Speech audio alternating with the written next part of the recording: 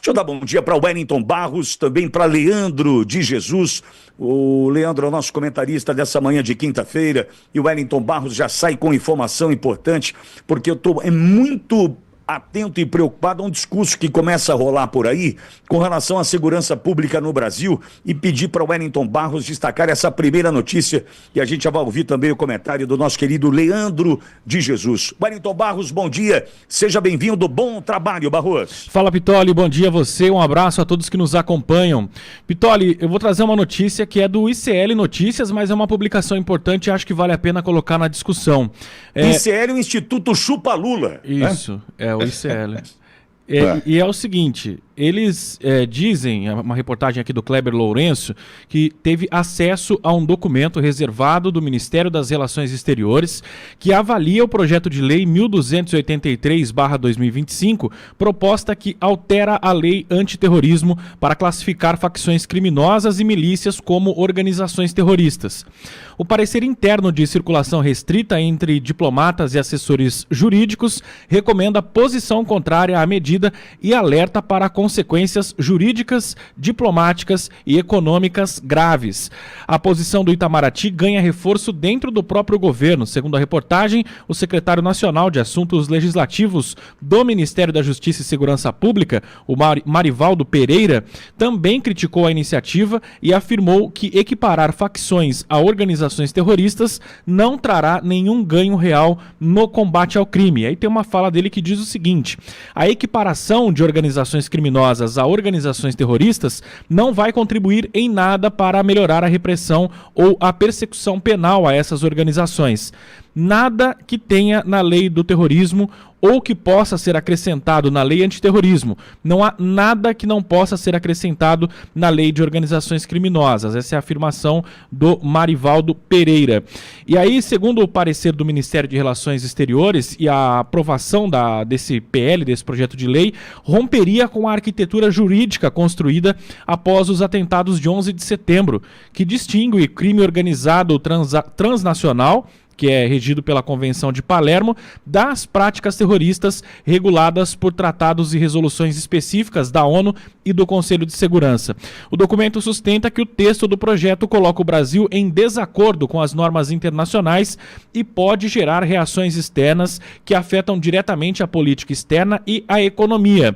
A equiparação de facções criminosas a terrorismo desalinha o país dos padrões multilaterais e compromete compromissos já assumidos no âmbito da ONU, diz um trecho desse documento, Pitoli. Barros, muito obrigado por ter trazido essa informação. Agora, Leandro, antes de passar para você, eu vou fazer o meu comentário aqui pelo seguinte motivo. Ontem eu saí de Bauru, logo após o programa, fui para São Paulo embarquei em Brasília, onde cheguei por volta das 11 e pouquinho da noite. Bom, no meio disso tudo eu vou ouvindo as rádios, passando por rádios de informação, canais de notícias, aquela coisa toda, e por ossos do ofício, a gente vai ouvindo também as porcarias, não tem outro caminho, até para a gente poder entender e passar a desmontar as narrativas. E ontem, orquestradamente, e aí a gente passa a entender, de fato, como se dá, né, a compra, o investimento, o patrocínio, inclusive na opinião, no posicionamento, nas matérias, tudo que a gente sempre viu acontecer com a Rede Globo de televisão, que você vai se lembrar, em algum momento a gente entendeu, e quem nos contou isso foi o mestre, Alexandre Garcia, que tinha lá a notícia. Tá, ok, a notícia chegou. Ok, a notícia é essa. Tá, mas o que eu quero que o brasileiro pense a partir desta notícia? Esse é o grande pulo do gato, porque não é simplesmente classificação de facções criminosas em grupos terroristas. Tá, traga a notícia. Não, eu quero que na notícia você faça o brasileiro pensar que é uma porcaria, é o fim do planeta, é a destruição do Brasil classificarmos facções criminosas em grupos terroristas. Eu quero que a matéria leve o brasileiro, induza o brasileiro a pensar que essa classificação ou reclassificação de facção criminosa para grupo terrorista, eu quero que você, jornalista, faça o brasileiro pensar que é o caminho mais errado que a gente podia adotar. Beleza.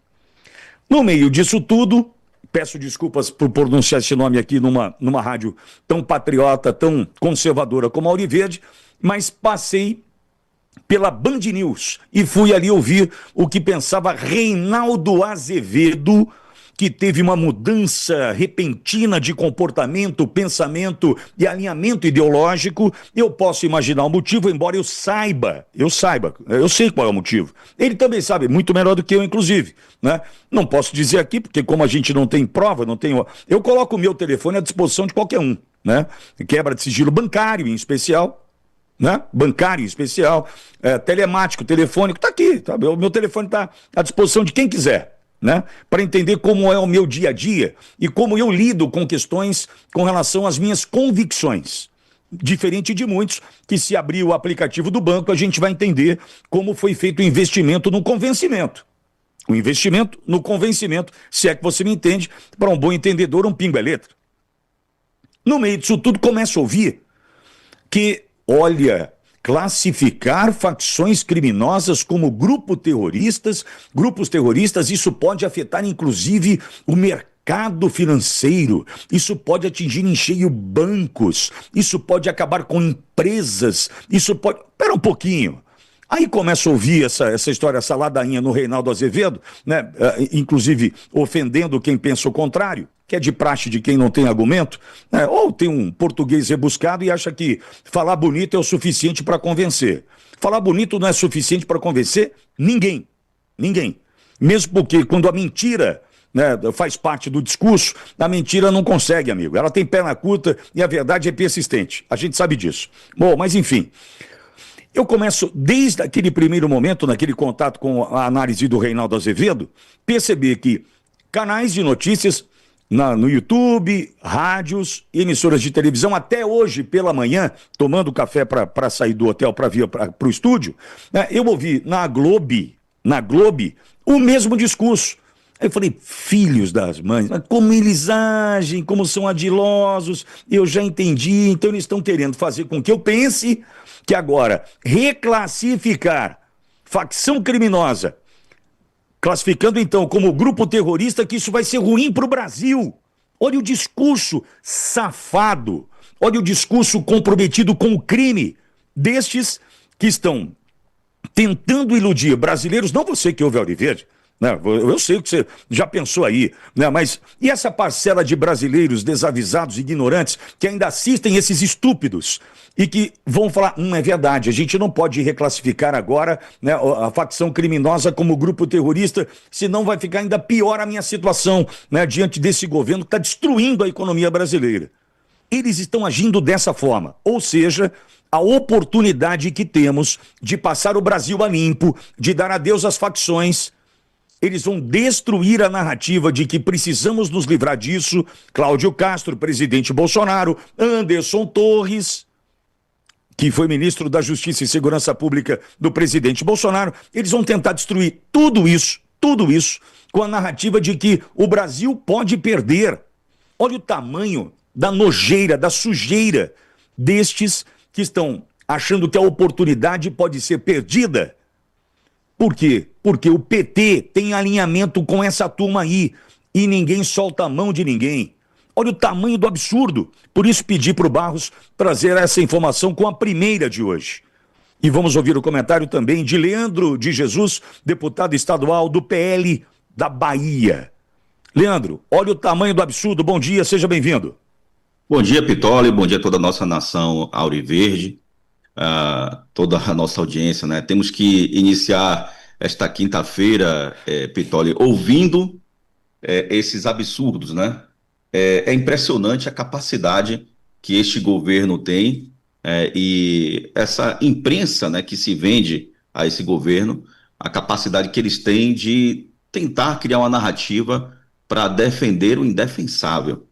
Se nós formos considerar apenas questões ideológicas e políticas para classificar essas facções como facções terroristas, por exemplo, ou como grupo terrorista, enfim, fazer essa alteração legislativa, nós já teríamos todos os motivos, considerando apenas os aspectos políticos e ideológicos. Nós sabemos, nós que acompanhamos essa criminalidade, as facções, nos seus aspectos de modus operandi terroristas, nós temos um dado hoje no Brasil em que pelo menos 26% da população brasileira vive sob o domínio das regras dessas facções, que nós sabemos, né, como é que funciona, por exemplo, o Tribunal do Crime.